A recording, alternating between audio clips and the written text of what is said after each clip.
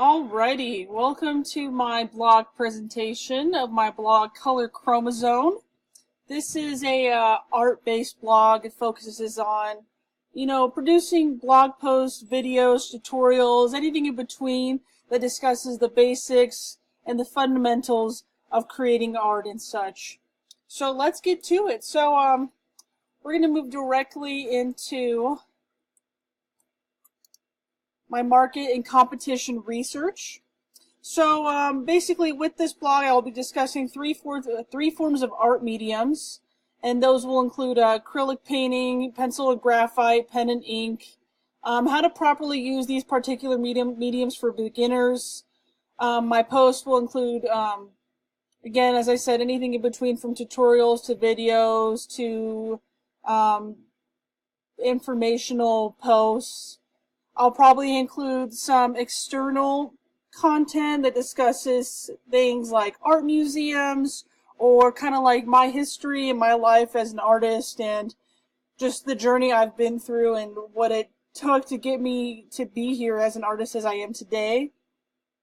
So since art is so broad, there is quite a bit of content available out there. I mean, if you just Google art blog, I mean, you're going to have just thousands and thousands search options that pop up. I mean, you can't just type in art blog because art consists of so many different factors, so many different parts, so many different pieces. You can't just search that.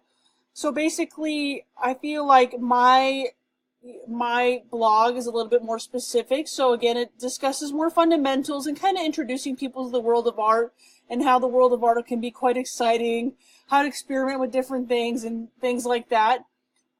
So the competition for my blog it's a little bit, is there competition? Yes. Is there competition that pertains specifically to my exact blog? I don't know, not necessarily. A few competitors I saw were like Drawspace, Art is Fun, Drawing Now, but all of these blogs specifically focus on tutorials and teaching you how to draw. I want my blog to be more of like a community, something that people can come to and get to learn. They get to learn about who I am as an artist, get to know my art style, and know that they have a resource that is not only helpful but a place that they can feel welcomed into the art community.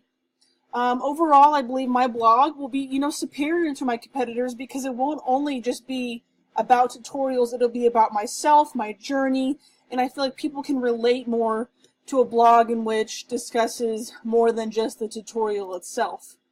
My target market is going to be a little bit broad. I expect beginner artists to be the ones mainly attracted to my material.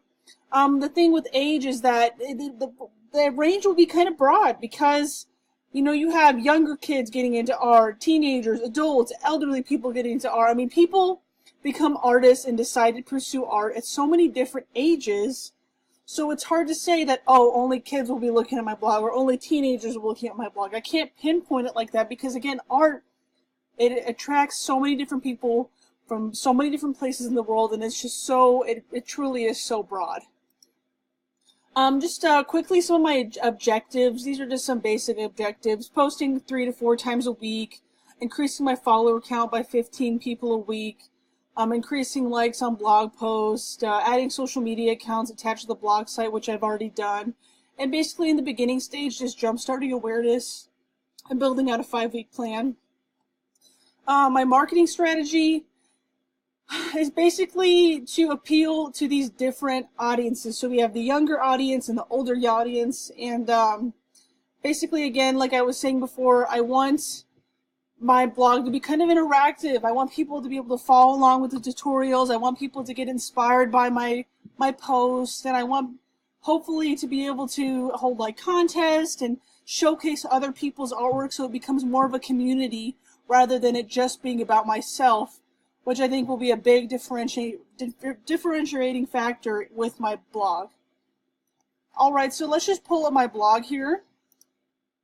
So my blog is called The Color Chromosome, Breaking Color Boundaries. Color is something I've always been in love with since I was a child. It's something that I find incredibly special because without color, we'd have this dull, blank canvas of a world just waiting to be attacked with, you know, something inspiring, such as color. So with the overall design of my blog, super modern, super colorful, I have this bokeh design pattern up here in the header, just something really captivating. I went for an Oswald font, which is really modern, really about who I am. I have this beautiful purple scheme that just balances really well with the white.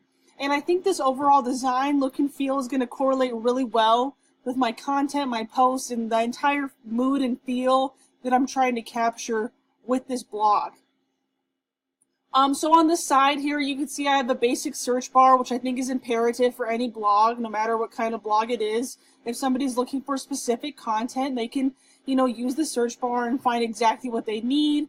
I have the basic follow my blog. I mean, you need that if you want people to follow. You got to have the follow button.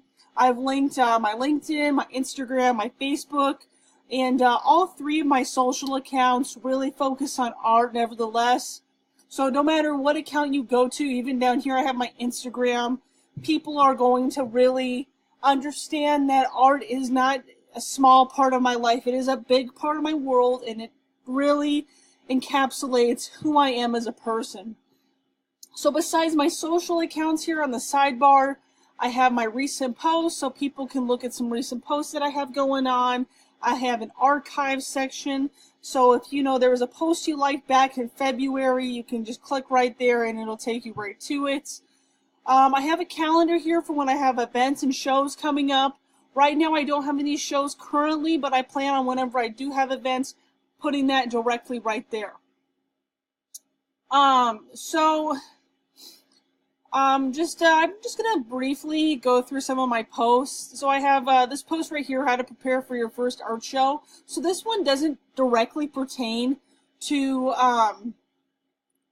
you know, to just the art mediums. This is about something I feel like all artists need to know how to do.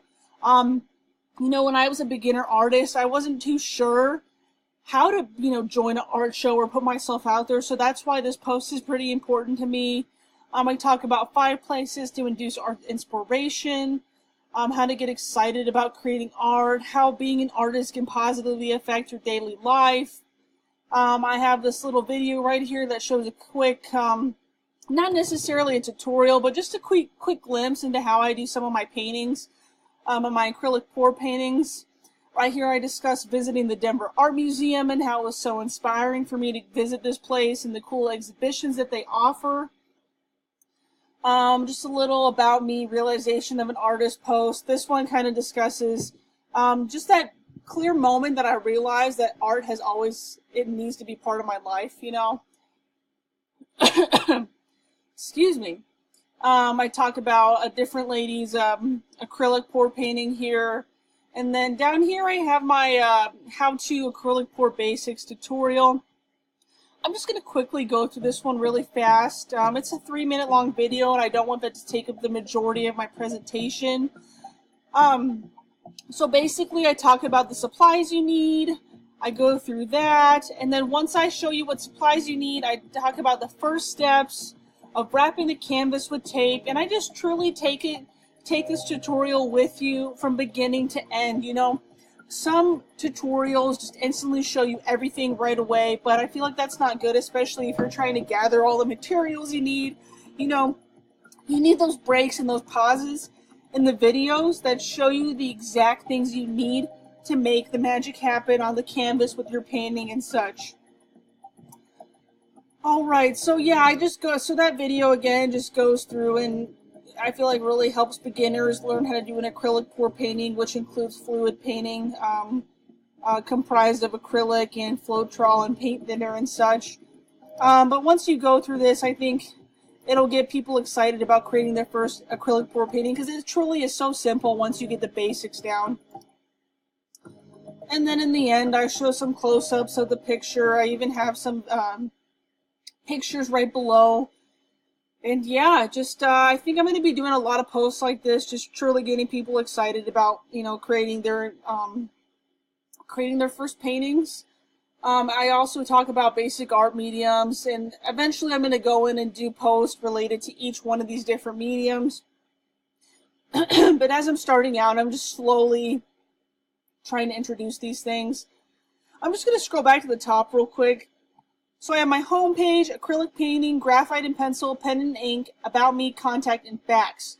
So the acrylic paint, graphite, and pen, those little things, those just include some photos of my work, which I think is pretty cool so people can kind of understand who I am as an artist.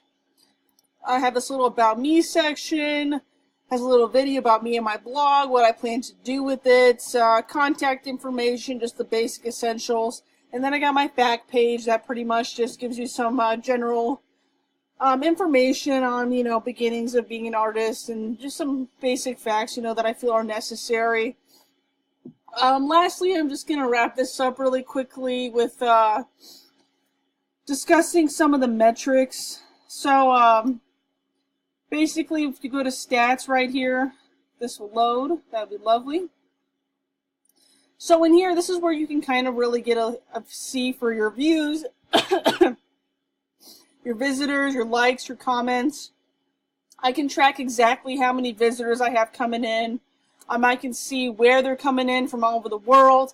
I have some people from the US, Australia, Germany. Obviously, my reach is not fantastic right now because this is a pretty much brand new blog and it's going to take some time to build the momentum up.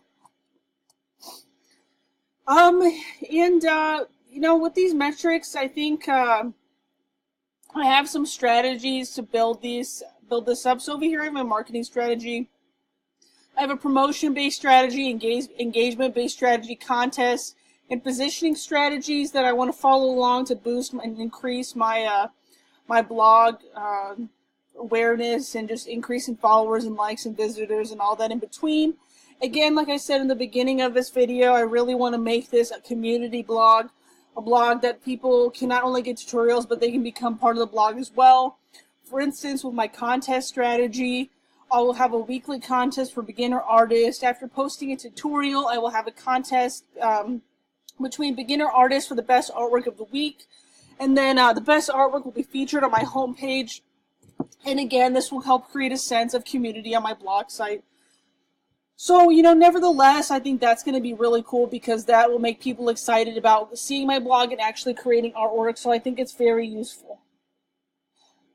In regards to positioning, I think I briefly showed my positioning chart in which kind of showed how I had the younger and the older audience. And I'm going to have to target on different social medias because some social medias are targeted toward younger audiences and then some are towards older. So I'm just going to have to play my cards right in regards to doing that. Here's that chart once again. So you can see Facebook, Pinterest, long posts, text posts are more towards the older audience. Instagram, Snapchat, videos, brief posts, quick demos are going to be for the younger audience. With engagement, again, just having a variety of posts, videos, tutorials, everything in between.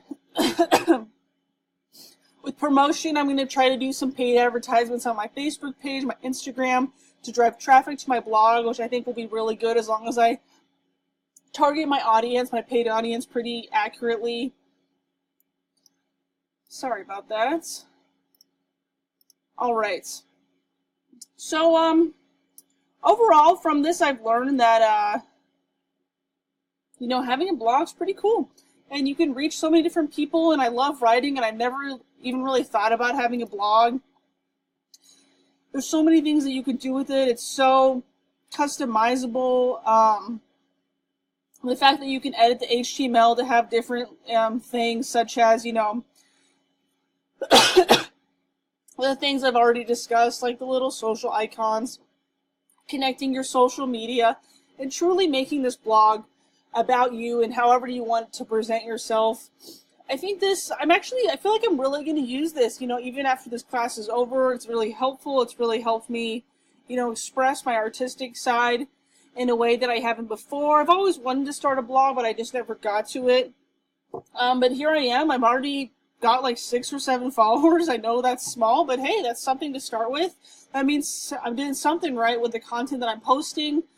I truly think that this has been a great experience. This class has been a great experience. I know I've completely gone over the time limit of 7 minutes, but sometimes I feel like it's hard for me to compress all my thoughts and all my ideas into such a short time frame, but I'm doing my best here.